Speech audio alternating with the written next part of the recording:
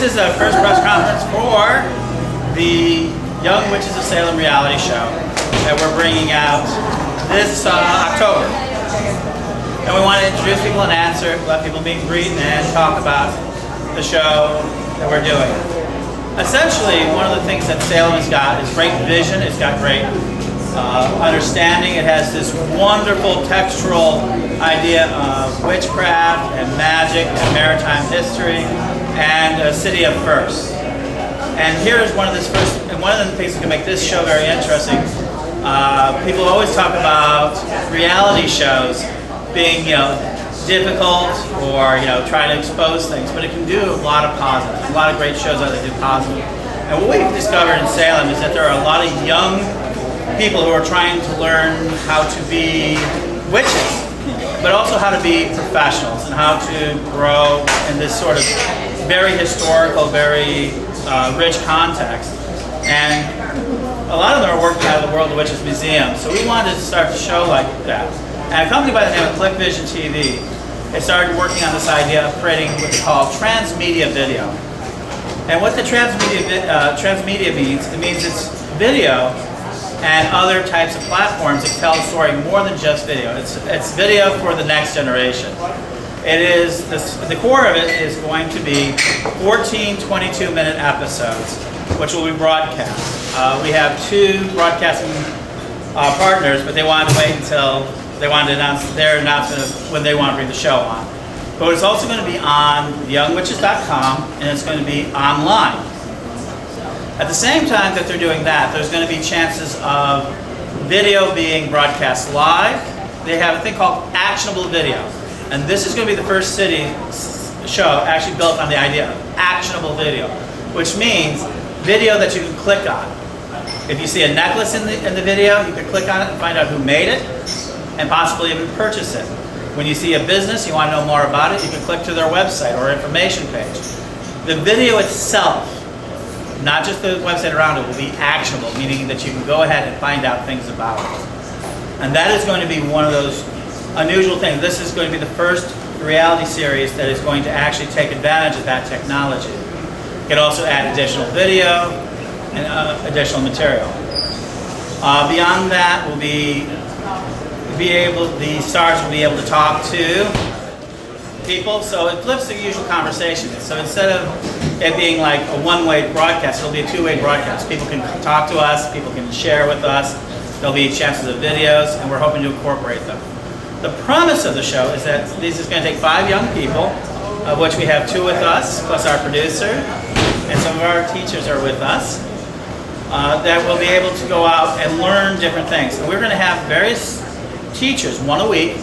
They're going to teach them various skills. We're going to teach them mediumship. They're going to teach them psychic ability. We're going to see business teaching, public speaking, witchcraft, of course, stone readings, the whole bevy of skills that is necessary to be a good quality professional practitioner here in Salem, because Salem is unlike any other, and that sort of thing. And then each show will be wrapped around that. We have confirmed Danielle Greenwolf of the Life and Death Show. He's one of the people. Therese Pendragon, Terry Milton, Stone Lady. Therese is a legend here in Salem. Plus we have Raven Caldera from outside and other people who are coming along, as well as Don Lewis, who is the owner of the World of Witches Museum. In doing this, Salem has got a great reputation for doing things first. It was the first long-distance phone call that was made from Salem. People forget that, Bell to Watson, down to the Boston Globe. And that gave rise to what we now see as a communications network. And that's what we're going to take advantage of. Facebook, Twitter, a game called Empire Avenue, a lot of different sites will take, because no story today can be told to the internet children of the internet, just simply by broadcasting it. They want to be a part of the story. But Salem is so caught up and so visionary that I found a quote from one of your famous citizens that explains a lot about what is happening to the world today. Is it a fact, or have I dreamed it, that by means of electricity, The world of matter has become a great nerve, vibrating thousands of miles in a breathless point of time. Rather, the round globe is a vast head, a brain, instinct with intelligence. Now that was said before we ever knew what electricity fully was. That was by Nathaniel Hawthorne. So even there, even in the early days of Salem, there was a vision of the internet being here. And so we want to do another first here in Salem. But let me go ahead and introduce, so they can explain themselves. Our first one, Danielle, young. Step over there and explain a little bit.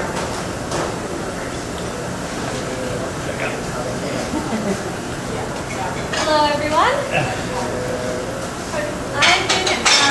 I was born and raised here in Salem. I've been a practicing witch for 10 years now.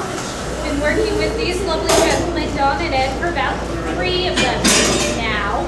And I'm also a tarot reader at the World of Witches Museum, a priestess, or the maiden priestess, at the most public Wiccan temple in America, the Temple of Tituba, right here in Salem.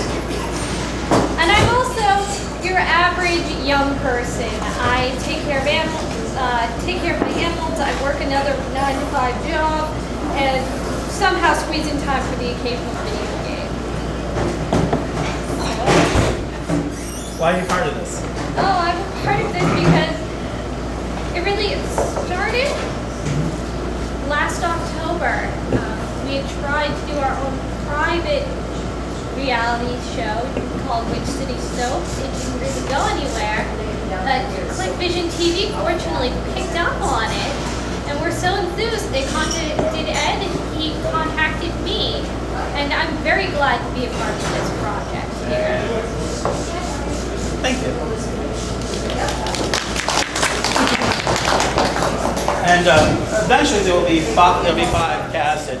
Caitlin Rose could not make it here today. And the other individual is by the name of Lexi Renee. And she's coming in August. And she's 18 years old. And she had to come to Salem. She was coming to Salem no matter what, because of the fact that it was Witch City. She wants to be a part of this. And so it is. But we'll introduce our male cast. Coyote, coming up here. He'll tell us a little about himself. How are you folks? My medical name is Coyote, my real name is Mello. I, like Danielle, am a Salem native. I've been born and raised here. With the exception of 6 years in the military, I have lived here my whole life. I very much believe in the craft and what we do.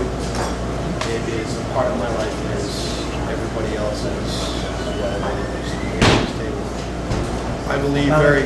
Sorry? Louder.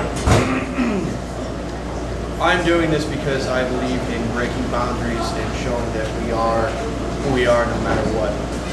For example, I'm involved as well in the Love Bug movement with Miss Patty there, which is a reggae movement here in town that shows that you don't have to look or be a certain way to be Rasta or to be reggae. I kind of call myself a Rasta witch.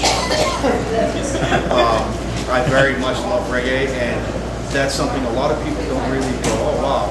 What gets people even more is when they find out, oh, you're a witch in the military. That seems to floor a lot of people.